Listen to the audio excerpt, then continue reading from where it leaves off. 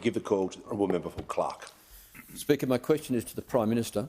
Prime Minister, it's 20 years since the invasion of Iraq on the basis of the preposterous lie that Saddam Hussein possessed an immense arsenal of weapons of mass destruction and was cooperating with al-Qaeda. Prime Minister, will you help prevent such unconscionable disasters in future by bringing Australia into line with countries like the US, the UK, France, Germany and the Netherlands, where declaring war is the prerogative of the Parliament, not the Prime Minister? Call to the Prime Minister. Order. I thank the member for Clark for his question and for his consistent advocacy on national security issues. And of course, he had a career as well in the intelligence community. Decisions about war and deployment of Australian forces are among the most serious that any government can make.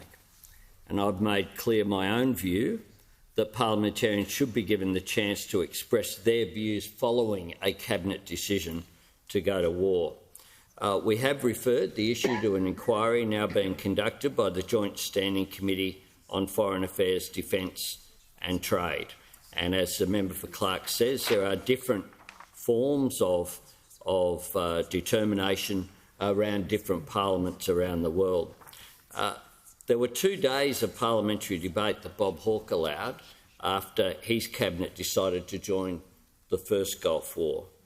But he's right to say that 20 years on from the Iraq War, we can all reflect on the many tragedies of that conflict and its ongoing effects.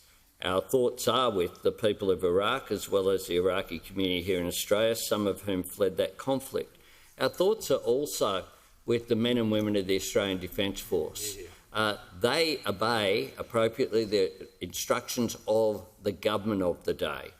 And even though Labor opposed that intervention, Simon Crean, I think courageously, went and visited, farewelled the troops to make it very clear that he opposed the government decision, but he supported them, as we must always do in this parliament.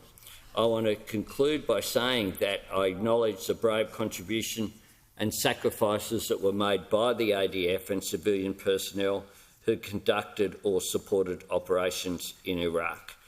We do remember as well those Australian service personnel who died and their families, and we all share our deepest sympathies with them who would still be feeling their loss.